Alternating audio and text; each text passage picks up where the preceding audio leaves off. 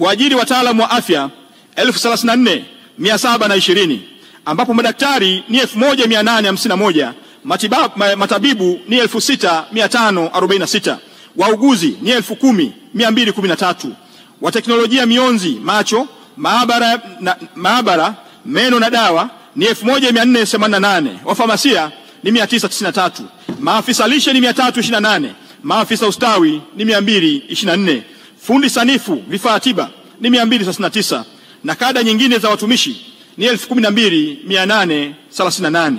4. Ongezeko la kina mama wanaojifungulia katika vituo vya kutolea huduma za afya kutoka kina mama 52,585 mwaka 2020 hadi kufikia kina mama 141,386 mwaka 2024. Mheshimiwa Spika, tumeyaishi kwa vitendo maneno ya hayati mzee wetu Ali Hassan Mwinyi, rais wa awamu ya pili, aliyesema tuwekeze katika afya ya mama na mtoto kwa kuwa wao ni msingi wa kizazi kijacho chenye nguvu. Mheshimiwa Spika, mafanikio zaidi yameainishwa katika aya 25 ya hotuba yangu.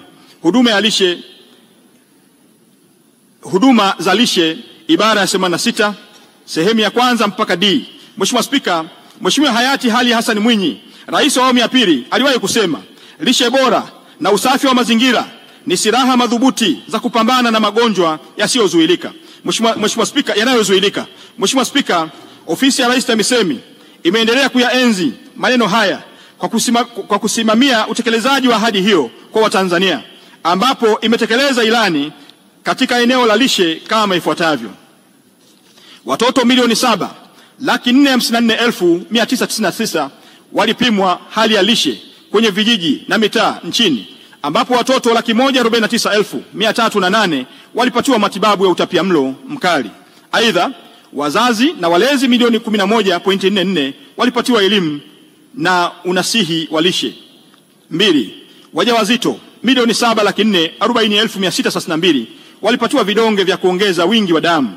Aidha, watoto milioni 8,944,200 wenye umri chini ya miaka 5 walipatiwa nyongeza ya matone ya vitamini A kupitia kampeni za kitaifa zinazofanyika mara 2 kila mwaka. Na 3, kutenga shilingi 1,000 au zaidi kwa kila mtoto chini ya umri wa miaka 5 kutoka mapato ya ndani, ambapo jumla ya shilingi bilioni 48.56 zilitolewa na kutumika kutoa huduma katika afua za lishe katika mikoa na halmashauri. Mheshimiwa Spika, mafanikio zaidi yameainishwa katika aya 27 ya hotuba yangu. Huduma za ustawi wa jamii ibara ya 91 ya ilani. Mheshimiwa Spika, hayati mzee Benjamin William Mkapa, rais wa awamu ya 3, aliwahi kusema maendeleo ya kweli hayawezi kupatikana kama hatuwekezi katika afya, elimu na ustawi wa jamii. Taifa imara linajengwa kwa kuhakikisha wananchi wake wanapata huduma bora na fursa sawa za maendeleo. Mheshimiwa Spika, ofisi ya Rais TAMISEMI imeendelea kuyaishi maneno haya, ambapo utekelezaji wa ilani katika huduma za ustawi wa jamii umeendelea kama ifuatavyo: kutambua wazee milioni 4,975,473 ambapo wanawake ni milioni 2,682,210 na wanaume milioni 2,293,263 na kutoa huduma za matibabu bila malipo. 2. Kushughulikia ukatili wa kijinsia ambapo mashauri 517,286 ya ukatili wa kijinsia na ukatili dhidi ya watoto yameshughulikiwa. 3. Watu wenye ulemavu 821,763 ambapo wanawake 410,442 na wanaume 411,321 walipatiwa huduma za msaada wa kisaikolojia. 4. Watoto wanaoishi katika mazingira hatarishi milioni 2,592,963, yani wanawake milioni 1,450,949 na wanaume milioni 1,142,014 walitambuliwa na kupatiwa huduma mbalimbali zikiwemo mafunzo ya ufundi stadi, kadi za bima ya afya ya jamii na vifaa vya shule. Mheshimiwa Spika, mafanikio zaidi yameainishwa katika aya 29 ya hotuba yangu: ujenzi, ukarabati na matengenezo ya miundombinu ya barabara na usafirishaji ibara ya 57 ya ilani. Wakala wa barabara vijijini na mijini TARURA. Mheshimiwa Spika, ofisi ya Rais TAMISEMI imetekeleza ilani katika ujenzi, ukarabati na matengenezo ya miundombinu ya barabara kupitia TARURA kama ifuatavyo. Moja, ujenzi wa barabara za changarawe ambao umeongezeka kutoka kilomita 24,493 hadi kilomita 44,372.21 sawa na ongezeko la 81.16. Urefu wa barabara za vijijini na mijini zilizojengwa kwa kiwango cha lami umeongezeka kutoka kilomita 2,025 hadi kilomita 3,467 sawa na ongezeko la 71.22. Aidha, kuongeza mtandao wa barabara kutoka kilomita 108,946 hadi kilomita 144,429.7 sawa na ongezeko la 32.57. Tatu, kutekeleza kazi ya ujenzi wa miundombinu ya barabara kwa kutumia teknolojia mbadala, ambapo barabara zenye urefu wa kilomita 61.7 zinaendelea kufanyiwa utafiti ili kupunguza gharama za ujenzi na matengenezo na ukarabati. Tatu, Mheshimiwa Spika, tulipotoka kulikuwa na vumbi, lakini leo tunatembea kwenye lami. Tulipotoka kulikuwa na miteremko isiyopitika. Leo tuna barabara zinazounganisha ndoto na fursa. Kuongeza kwa barabara ya changarawe kwa 81.16 na lami kwa 71.22 ni ushahidi wa nchi inayojenga misingi wa maendeleo kwa kila Mtanzania, kuanzia kijijini hadi mijini. Huu sio mradi wa barabara tu, huu ni mradi wa matumaini. Kila kilomita mpya ya barabara iliyojengwa ni daraja kati ya masikini na maendeleo, ni njia ya mtoto kufika shuleni, mama kufika hospitali, mkulima kupeleka mazao sokoni na taifa kusonga mbele. Kuongeza mtandao wa barabara kutoka kilomita 108,949 hadi kilomita 100,044 si takwimu tu, ni mabadiliko ya kweli yanayoonekana, yanayogusika na yanayogusa maisha ya kila Mtanzania. Barabara hizi, Mheshimiwa Spika, ni sauti ya serikali inayosema hatukuwaacha nyuma. Hizi ni njia zinazotufikisha kwenye Tanzania ya viwanda, fursa na mshikamano wa kitaifa. Huduma ya mabasi yaendayo haraka. Mheshimiwa Spika, Ofisi ya Rais TAMISEMI imetekeleza ilani kwa kutoa huduma ya mabasi yaendayo haraka kupitia DART kama ifuatavyo: kusambaza kadi janja 62,000 kati ya 200,000 katika awamu ya kwanza na kusimika mageti janja kwenye vituo vyote 27. 2. Kusimika mfumo wa kielektroniki wa ukusanyaji nauli ambao utafungamanishwa na mfumo wa kuongeza magari ambao upo kwenye hatua ya ununuzi. 3. Kununua watoa huduma watatu wa uendeshaji kwa njia ya ubia wa mradi wa mabasi yaendayo haraka awamu ya pili, na mikataba imekwisha sainiwa. Mheshimiwa Spika, kwa muda mrefu watu wa jiji la Dar es Salaam wamekuwa wakisubiri, wengine kwa matumaini, wengine kwa mashaka, lakini wote kwa kiu ya mabadiliko. Leo kwa mara ya kwanza tunasema subira yao haikuwa ya bure. Kupitia ubia kati ya serikali na sekta binafsi, tumefanikisha hatua ya kihistoria kusaini mikataba na kutoa huduma ya watoa huduma watatu wa uendeshaji wa awamu ya pili ya mabasi yaendayo haraka. Hili ni tukio la mwanzo wa zama mpya, sio tena hadithi ya ahadi zisizotekelezwa, bali ya huduma bora zinazoonekana kuguswa. Great things takes time. Mheshimiwa Spika, wanafalsafa walisema mambo makubwa yanahitaji muda. Hatua hii si tu ununuzi wa huduma, bali ni ununuzi wa matumaini mapya kwa wakazi wa jiji letu la Dar es Salaam. Hatutaki kurudia makosa ya jana, bali tunajenga mfumo imara unaozingatia ubora, ufanisi na heshima kwa muda wa maisha ya abiria. Mzee Desmond Tutu aliwahi kusema, hope is being able to see that there is light despite all the darkness. Mheshimiwa Spika, kwa miaka mingi wananchi wamepitia usumbufu, wananchi wamepitia foleni zisizokwisha na huduma zisizoeleweka, lakini leo tunasema kwa sauti ya matumaini, nuru inaanza kuonekana. Mabasi haya hayatakuwa tu magari ya kusafirishia watu, yatakuwa ni magari ya kusukuma uchumi, kuunganisha fursa na kupunguza mizigo ya maisha ya kila siku. Bwana Khalil Gibran aliwahi kusema, progress is not in enhancing what is, but in advancing toward what will be. Mheshimiwa Spika, mradi huu unaonyesha jinsi tunavyotoka kwenye kilichozoeleka, foleni na ajali, uchakavu, na kuelekea kwenye kile kinachowezekana: usafiri wa kisasa, wa heshima, wa watu wote, Tunajenga mfumo wa usafiri wa umma ambao utaweka heshima kwa abiria, utaweka uwajibikaji kwa watoa huduma na thamani kwa kila senti inayowekezwa. Mheshimiwa Spika, awamu hii mpya ni jibu la kilio cha miaka mingi. Ni ushahidi kuwa serikali ya awamu ya 6 haikukosea. Mwelekeo, tunasonga mbele kwa busara, kwa maono na kwa nia njema ya kuwahudumia Watanzania. Utawala bora, kujenga uwezo wa usimamizi wa rasilimali, ujenzi wa majengo ya utawala na makazi ya viongozi, ibara ya 18 ya ilani. Mheshimiwa Spika, Ofisi ya Rais TAMISEMI imetekeleza ilani kwenye eneo la utawala bora kama ifuatavyo. Kero 282,124 zimepokelewa na kusikilizwa katika ngazi ya mikoa na wilaya, ambapo jumla ya kero 263,893 zimetatuliwa, sawa na 93.54%, na 6.46% ya kero zilizobaki zipo katika hatua mbalimbali ya utatuzi. 2. Kuajiri maafisa tarafa, wahandisi, wakadiriaji wa majengo na wataalamu wa ununuzi na kupangiwa katika mikoa mbalimbali. 3. Kufanya ujenzi na ukarabati wa majengo mbalimbali ikiwemo ujenzi wa ikulu ndogo 23, ofisi 26 za wakuu wa mikoa, ofisi 85 za wakuu wa wilaya, ofisi 141 za maafisa tarafa, nyumba 21 za wakuu wa mikoa, nyumba 22 za makatibu tawala wa mikoa, nyumba 73 za wakuu wa wilaya, nyumba 56 za makatibu tawala wasaidizi, nyumba 62 za makatibu tawala wa wilaya. Mheshimiwa Spika, mafanikio zaidi yameainishwa katika aya 40 ya hotuba yangu. Ulinzi wa mazingira, uhifadhi wa maliasili, mabadiliko ya tabia nchi na biashara ya kaboni, ibara ya 68 ya ilani. Mheshimiwa Spika, shilingi bilioni 45 zimepokelewa kutoka kampuni ya Carbon Tanzania kutokana na uuzaji wa kaboni. Fedha hizo zimewanufaisha wananchi wa halmashauri 10 ambao ni Tanganyika, Kiteto, Mbulu, Karatu, Kyerwa, Karagwe, Misenyi, Muleba, Ngara na Bukoba mjini. Mheshimiwa Spika, shughuli zilizotekelezwa kutokana na fedha zilizopatikana zimeainishwa katika aya 43 ya hotuba yangu.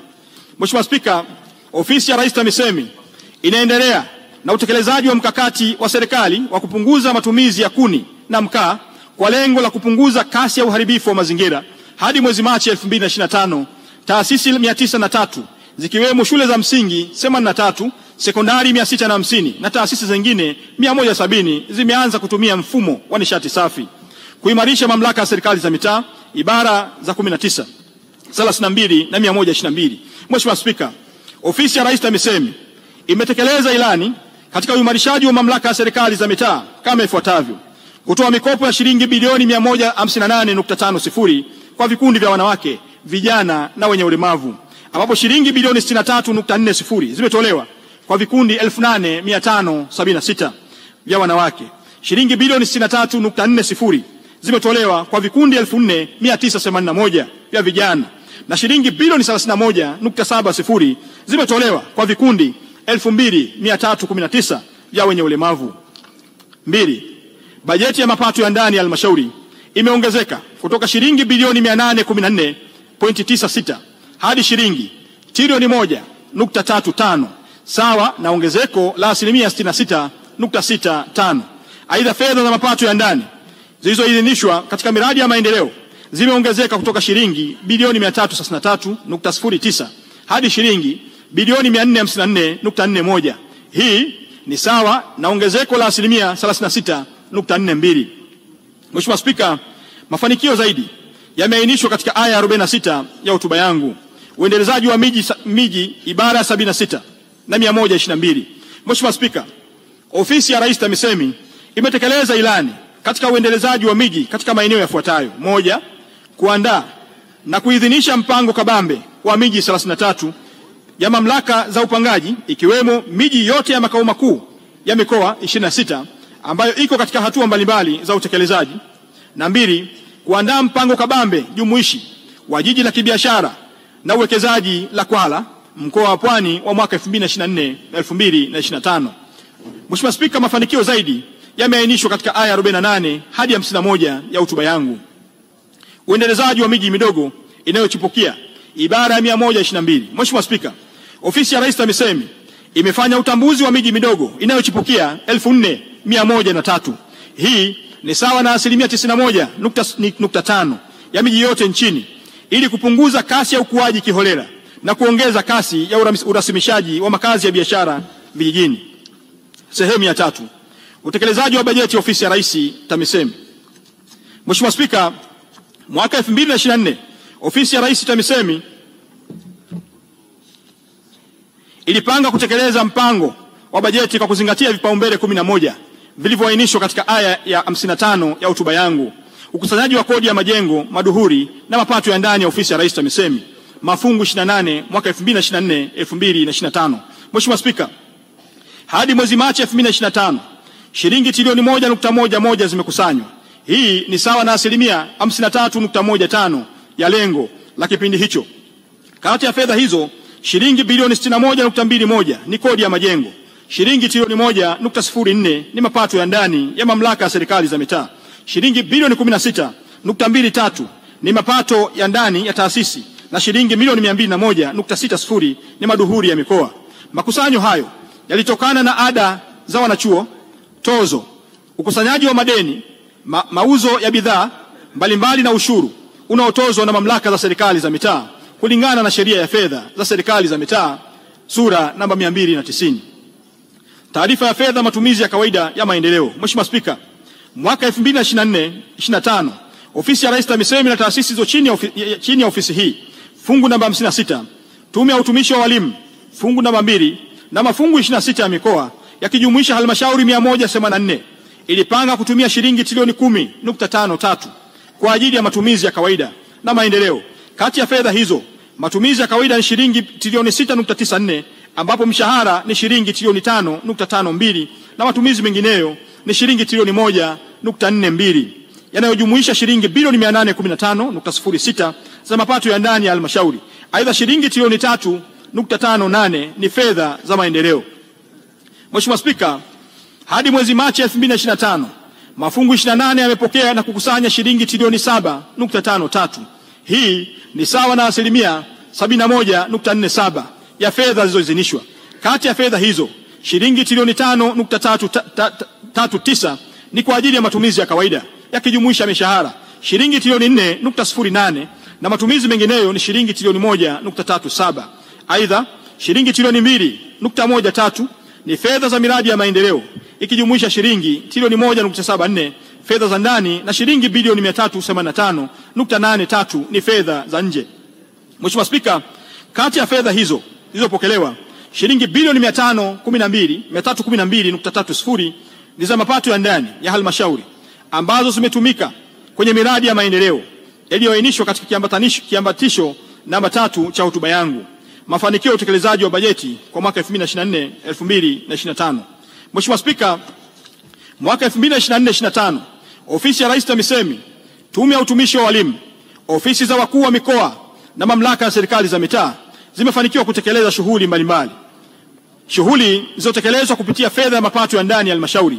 Mheshimiwa Spika, Rais wetu Dr. Samia Suluhu Hassan, Rais wa Jamhuri ya Muungano wa Tanzania, alisema tunahitajika kuongeza juhudi zetu katika ukusanyaji wa mapato ya ndani ili tuweze kufikia malengo yetu ya maendeleo.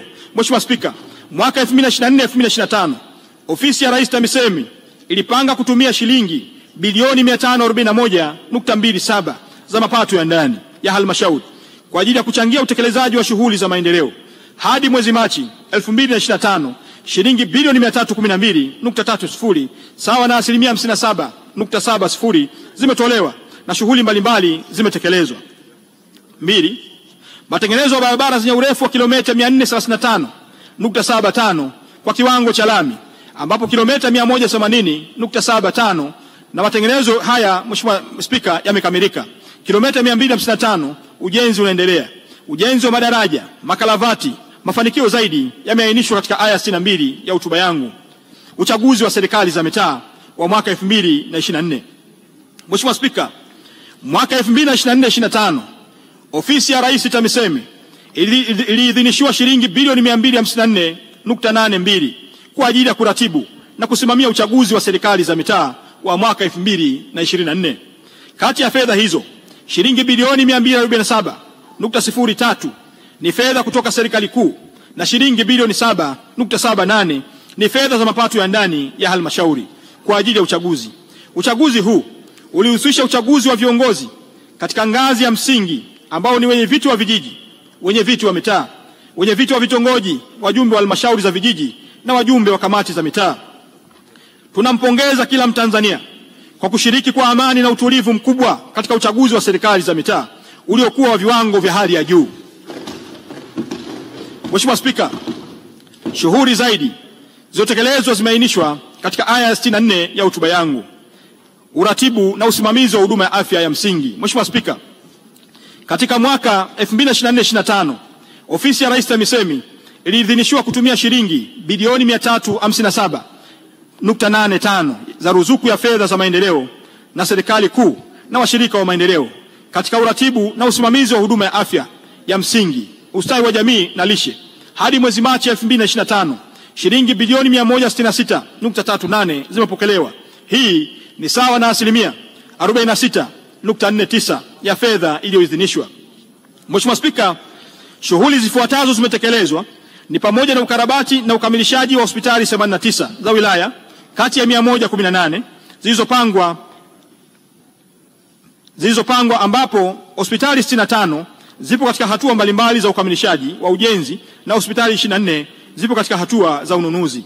Ukamilishaji wa vituo 16 vya afya ambapo vituo 13 vipo katika hatua ya ununuzi wa vituo vitatu vipo katika hatua ukamilishaji wa ujenzi kwenye miundombinu iliyopokelewa fedha za ukamilishaji. Mheshimiwa Spika, umefanyika ununuzi wa vifaa tiba kwa ajili ya hospitali 119 kati ya hospitali 136 za wilaya, vituo 41 kati ya vituo 44 vya afya katika halmashauri 18, vifaa tiba kwa ajili ya zahanati 356 kati ya zahanati 386 za halmashauri 164. Mheshimiwa Spika, shughuli nyingine zilizotekelezwa zimeainishwa katika aya 66 ya hotuba yangu. Utekelezaji wa shughuli ya usimamizi na uendeshaji wa elimu msingi na sekondari. Mheshimiwa Spika, ofisi ya Rais TAMISEMI inaratibu usimamizi na uendeshaji wa elimu ya awali, elimu ya msingi na sekondari nchini kupitia mamlaka ya serikali za mitaa. Mwaka 2024-2025 ofisi ya Rais TAMISEMI iliidhinishiwa kutumia shilingi trilioni 1.02 kupitia ruzuku ya serikali kuu na washirika wa maendeleo kwa ajili ya utekelezaji wa shughuli katika sekta ya elimu. Hadi mwezi Machi 2025 shilingi bilioni 663.29 zimepokelewa. Hii ni sawa na asilimia 66 ya fedha iliyoidhinishwa. Mafanikio ya mpango wa elimu ya msingi bila ada. Mheshimiwa Spika, maafisa elimu kata 3931, wakuu wa shule 1018 na sekondari 4944 walipokea posho za madaraka. Jumla ya wanafunzi 376,376,052 wamepata ruzuku ya chakula, ambapo wanafunzi 330,325 sawa na wa bweni na wanafunzi 45,727 wa kutwa. Wanafunzi milioni 12,285,382 wamepata ruzuku ya uendeshaji kwa shule za msingi 18,021. Vile vile jumla ya wanafunzi 305,906 wa sekondari walipata ruzuku ya chakula na fidia ya ada ya bweni, fidia ya ada ya kutwa kwa wanafunzi milioni 2,761,311 na ruzuku ya uendeshaji wanafunzi milioni 3,067,217 kwa shule za sekondari 4,944 imetolewa. Mheshimiwa Spika, mafanikio zaidi yaliyopatikana kwenye sekta ya elimu ya msingi na sekondari yameainishwa katika aya 70 hadi 84 ya hotuba yangu. Ujenzi wa ukamilishaji wa miundombinu ya shule. Mheshimiwa Spika, ofisi ya Rais TAMISEMI inaendelea na umaliziaji wa maboma yaliyojengwa kwa nguvu za wananchi na miradi viporo katika shule za msingi na sekondari. Ukamilishaji unaoendelea ni madarasa 1897, mabwalo 241, mabweni 126, majengo ya utawala matatu, hosteli 11, maabara 42 na nyumba za walimu 6. Ununuzi wa vifaa vya kujifunzia. Mheshimiwa Spika, ofisi ya Rais TAMISEMI inaendelea na taratibu ya ununuzi wa vifaa vya tehama kwa ajili ya shule za msingi 600 ambavyo ni smart blackboard 416, all-in-one computers 8672, multifunction photocopier 600, laptop computer 600, UPS 4966, all smart classroom 184, utawala bora, usimamizi wa rasilimali, ujenzi wa majengo ya utawala na makazi ya viongozi, utatuzi wa kero za wananchi katika mikoa na wilaya. Mheshimiwa Spika, hayati Benjamin William Mkapa, rais wa awamu ya 3, aliwahi kusema utawala bora ni msingi wa maendeleo endelevu. Bila yake hatuwezi kufikia malengo yaliyokusudiwa. Kwa muktadha huo, ofisi ya Rais TAMISEMI imeendelea kusimamia shughuli za utawala bora na utatuzi wa kero za wananchi katika mamlaka ya serikali za mitaa kama ifuatavyo.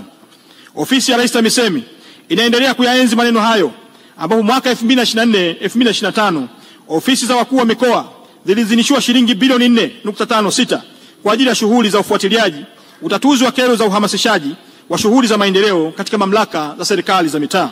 Hadi mwezi Machi 2025 shilingi bilioni 4.03 zimetolewa, sawa na asilimia 88.37.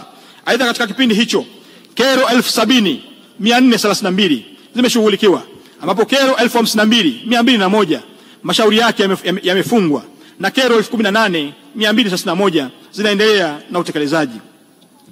Mheshimiwa Spika, Waziri Mkuu mstaafu hayati Edward Moringe Sokoine tarehe 26 mwezi Machi 1983 alisema, ole wake kiongozi mzembe na asiye na nidhamu nitakayemkuta.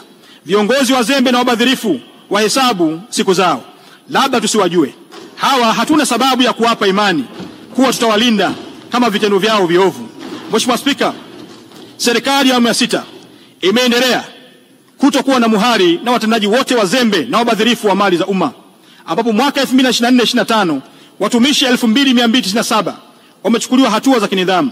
Kati yao wakurugenzi ni 9, wakuu wa idara na vitengo 81, watumishi wa sekta ya ujenzi 43 na watumishi wa kawaida 2164 wa kada nyingine.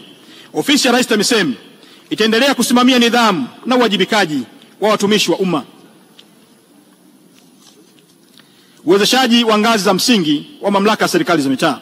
Mheshimiwa Spika, katika kutekeleza dhana ya ugatuzi wa madaraka kwa wananchi, serikali imeendelea kuboresha utendaji kazi katika ngazi za msingi ili kuimarisha utawala bora, maendeleo endelevu na ushiriki wa wananchi katika maamuzi yanayogusa maisha yao. Mheshimiwa Spika, kwa kutambua umuhimu huo, serikali katika mwaka 2024-2025 ilitenga shilingi bilioni 1.73 za matumizi mengineyo kutoka serikali kuu kwa ajili ya posho ya mawasiliano kwa wenyeviti wa vijiji na mitaa. Hadi mwezi Machi 2025 shilingi bilioni 1.15 zimetolewa. Hii ni sawa na asilimia 66.47 ya fedha iliyoidhinishwa kwa ajili ya posho ya mawasiliano katika halmashauri 165 ambazo mapato yake ni chini ya shilingi bilioni 5 katika vijiji 12,263 na mitaa 2,161.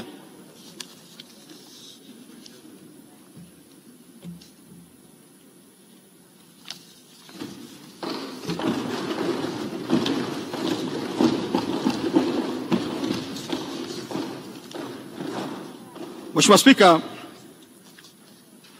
mikopo ya wanawake, vijana na wenye ulemavu.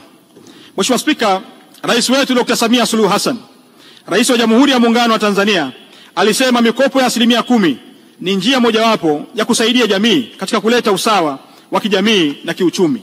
Mheshimiwa Spika, mwaka 2024-2025 ofisi ya Rais TAMISEMI ilipanga kutoa mikopo ya shilingi bilioni 227.96 ambapo shilingi bilioni 63.67 ni fedha za marejesho zilizokuwa zikiendelea kukusanywa kutokana na mikopo iliyotolewa kabla ya kusimamishwa. Aidha, shilingi bilioni 63.24 ni fedha zilizokuwa zinatengwa kwa ajili ya mikopo na shilingi bilioni 101.05 ni fedha ambazo zimekadiriwa kutokana na makisio ya makusanyo ya mapato ya ndani mwaka 2024-2025. Hadi mwezi Machi 2025 shilingi bilioni 82.84 zimekopeshwa kwa vikundi 4275 vya wanawake, vijana na wenye ulemavu.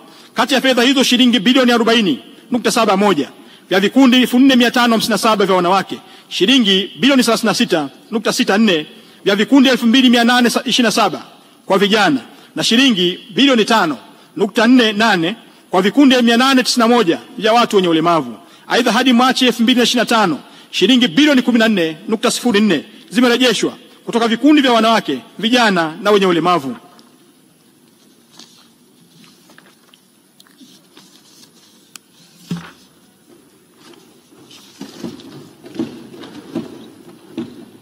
Mheshimiwa Spika, miundombinu. Ofisi ya Rais TAMISEMI kupitia TARURA kwa kushirikiana na benki ya CRDB imeratibu uanzishwaji wa hati fungani ya miundombinu iitwayo Samia Infrastructure Bond iliyolenga kukusanya zaidi ya shilingi bilioni 150, ambapo hadi sasa shilingi bilioni 323 sawa na 215% zimekusanywa. Mheshimiwa Spika, ofisi ya Rais kupitia TARURA iliidhinishwa shilingi bilioni 71.46 kwa ajili ya kugharamia barabara zilizoathiriwa na mafuriko ya maji ya mvua. Kati ya fedha hizo, shilingi bilioni 50 ni fedha ya bajeti ya nyongeza ya bajeti ya mwaka 24-25. Hadi mwezi Machi 2025, shilingi bilioni 8 zimepokelewa sawa na 11.28. Muktasari wa mpango wa bajeti kwa mwaka 2025-2026. Mheshimiwa Spika, maandalizi ya mpango na bajeti ya Ofisi ya Rais, Tawala za Mikoa na Serikali za Mitaa 2025-2026 yamezingatia mpango mkakati wa Ofisi ya Rais TAMISEMI kwa miaka mitano, yani 21-22, 25-26, mipango mikakati ya taasisi, ilani ya CCM kwa ajili ya uchaguzi mkuu wa mwaka 2020, hotuba ya Mheshimiwa Rais wa Jamhuri ya Muungano wa Tanzania aliyoitoa wakati akilihutubia Bunge la 12 la Jamhuri ya Muungano wa Tanzania tarehe 22 mwezi wa 4 2021, mwongozo wa maandalizi wa mpango wa bajeti wa serikali kwa mwaka 2025-2026, sheria ya bajeti sura ya 439, sera ya kisekta, maelekezo mbalimbali ya viongozi wa kitaifa, dira ya taifa ya maendeleo 2025, malengo yaliyomo katika mpango wa tatu wa maendeleo ya taifa wa miaka mitano 2021-2022, 2025-2026 na malengo ya maendeleo endelevu 2030. Mheshimiwa Spika, vipaumbele vya Ofisi ya Rais TAMISEMI, Tume ya Utumishi wa Walimu, Mikoa na Halmashauri vimeambatanishwa katika aya ya 140 hadi 143 ya hotuba yangu.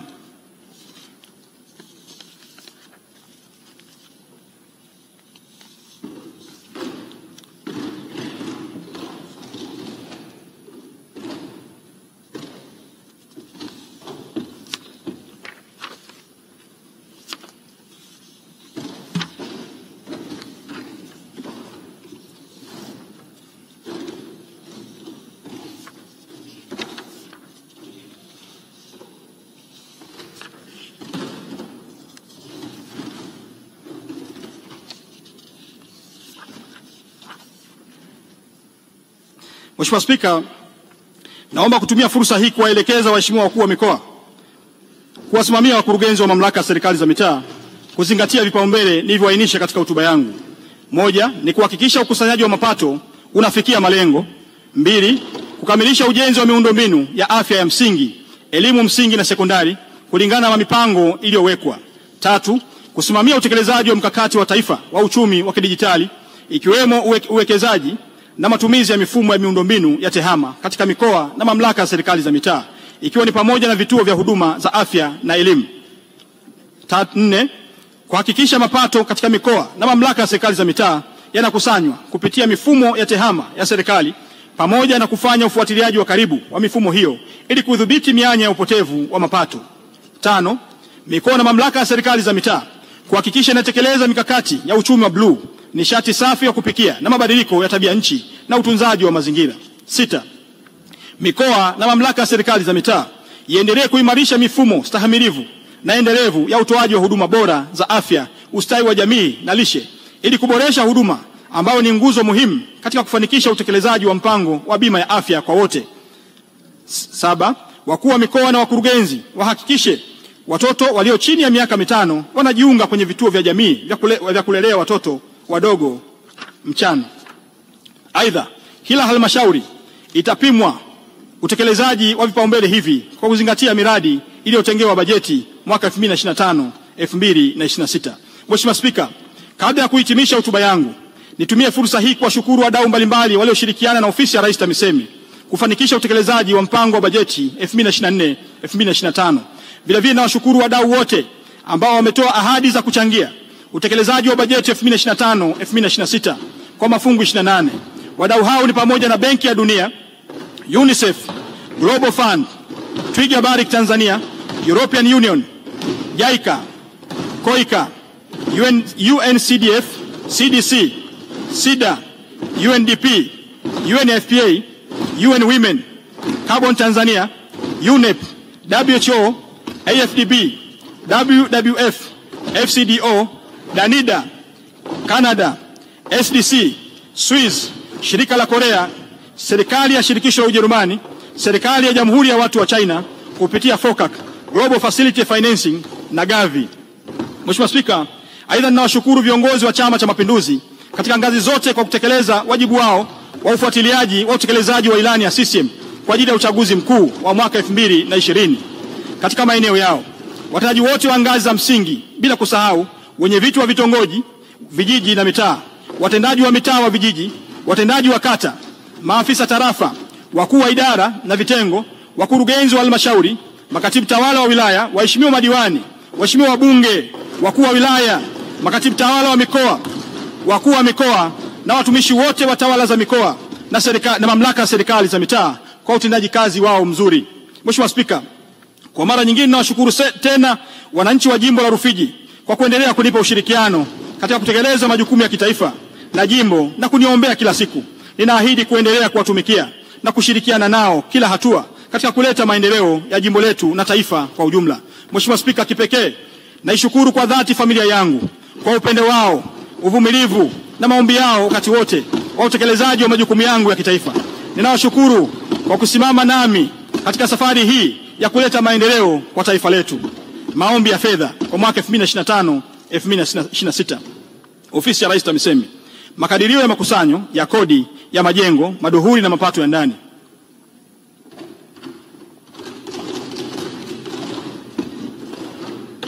Mheshimiwa Spika, mwaka 2025-26 Ofisi ya Rais TAMISEMI, taasisi zo chini yake, mikoa 26 ikijumuisha halmashauri 184 inaomba idhini ya kukusanya kodi ya majengo, maduhuli na mapato ya ndani ya shilingi trilioni 1 bilioni 925 milioni 881 laki 323,464.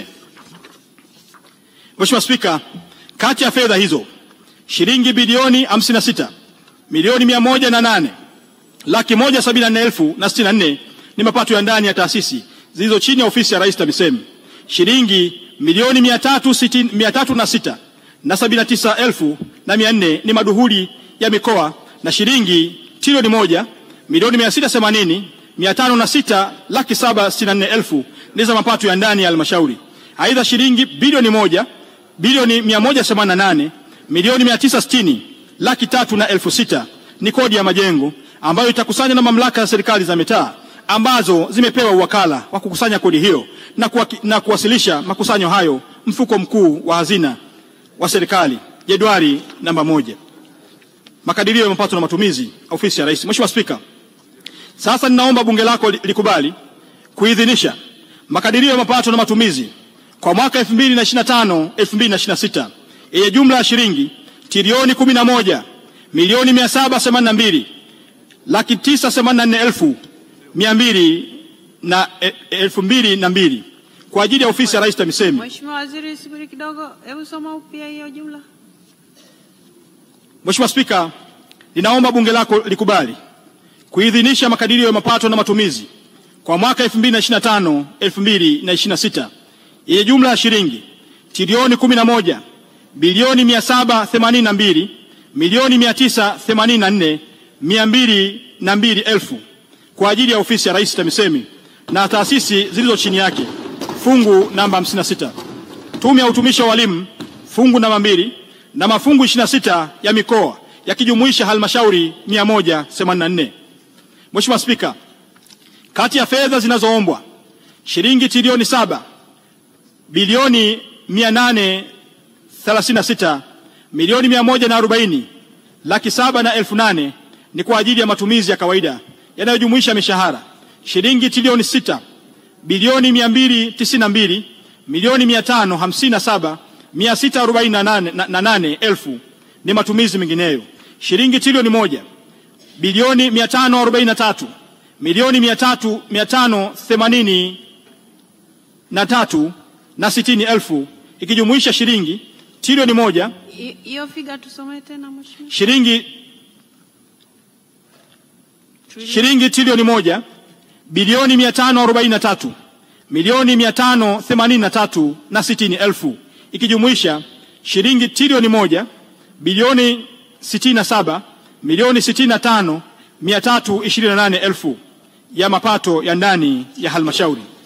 Mheshimiwa Spika, shilingi trilioni 3 bilioni 946 milioni 843 494 zinaomba kwa ajili ya miradi ya maendeleo, ambapo kati ya fedha hizo shilingi trilioni 2 bilioni 498 milioni 981 476,000 ni fedha za ndani, ikijumuisha shilingi bilioni 613 milioni 441 436,000 za mapato ya ndani ya halmashauri na shilingi trilioni 1 bilioni 447 milioni 912 na 18,000 ni fedha za nje kama jedwali namba 2 zinavyoonyesha.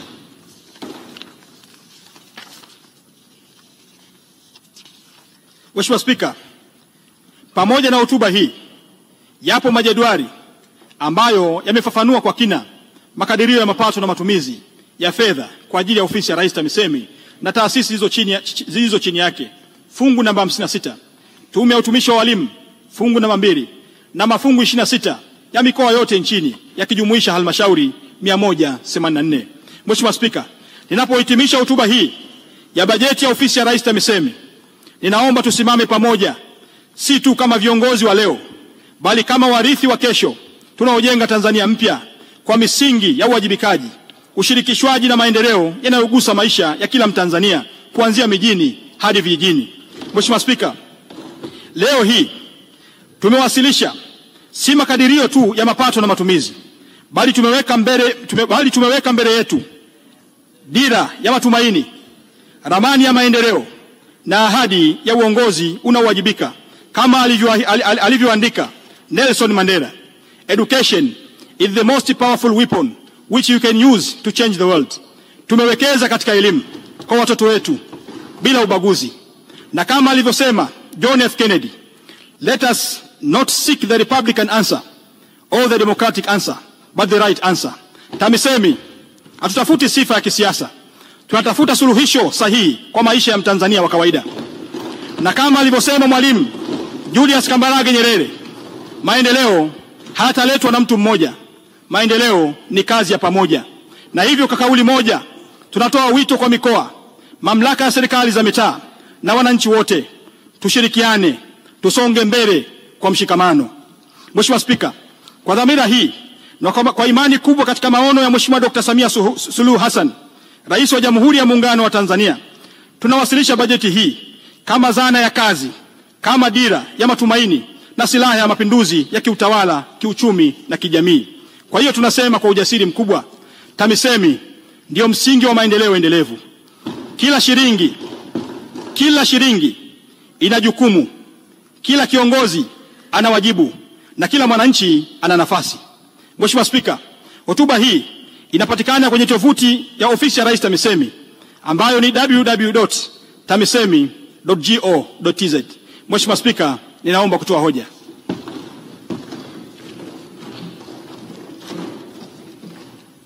Mheshimiwa Wabunge, hoja imeungwa mkono. Asante sana Mheshimiwa Waziri kwa kuwasilisha hoja hiyo.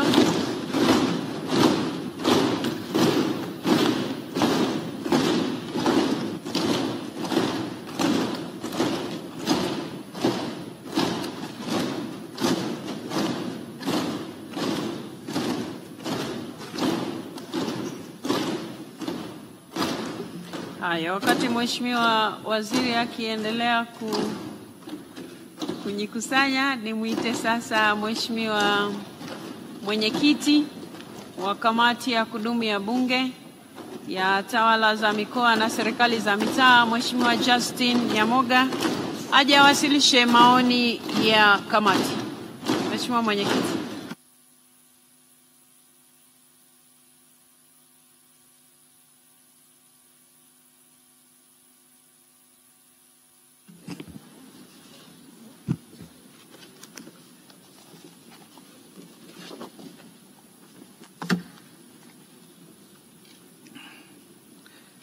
Mheshimiwa Spika, kabla sijaendelea, ninaomba taarifa yangu hii ingie katika kumbukumbu za taarifa rasmi za Bunge kama ilivyowasilishwa mezani.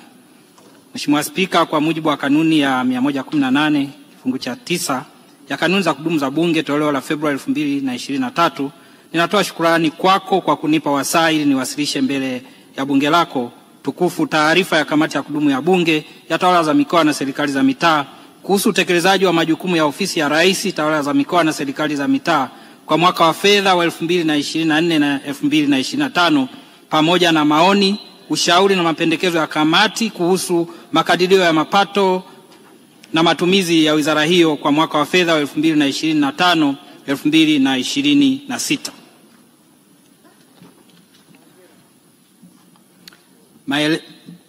Mheshimiwa Spika, maeneo muhimu yaliyoguswa na kuelekezwa katika taarifa hii ni kama ifuatavyo: maelezo na uchambuzi kuhusu ukaguzi wa miradi ya maendeleo iliyotengewa fedha katika kipindi cha fedha cha mwaka 2024-2025, uchambuzi wa utekelezaji wa mpango wa bajeti na uzingatiaji wa maoni ya kamati kwa mwaka wa fedha 2024-2025, uchambuzi wa mpango wa bajeti kwa mwaka wa fedha 2025-2026 wa makadirio ya maduhuli na matumizi, na maoni na ushauri na mapendekezo ya kamati.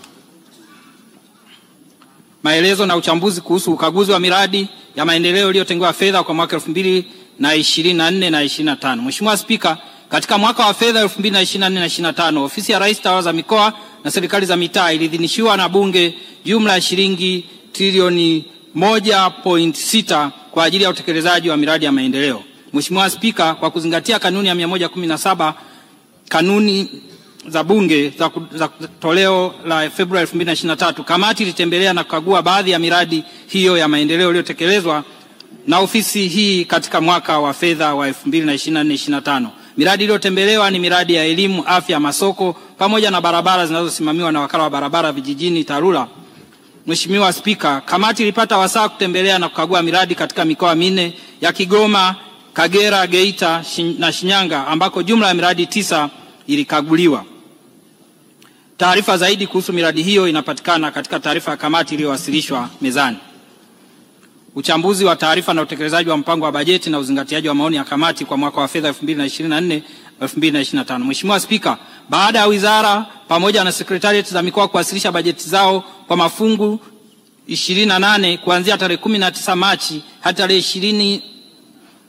tarehe 4 Aprili mwaka 2025, kamati ilipata wasaa wa kuchambua na kuzijadili, lakini pia kamati ilitoa maoni na ushauri na mapendekezo mbalimbali kwa lengo la kuboresha utendaji kazi wa wizara. Utekelezaji wa maoni. Mheshimiwa Spika, katika taarifa ya kamati iliyowasilishwa bungeni kuhusu bajeti ya wizara kwa mwaka wa fedha 2024-2025, kamati ilitoa maoni na ushauri na mapendekezo 13.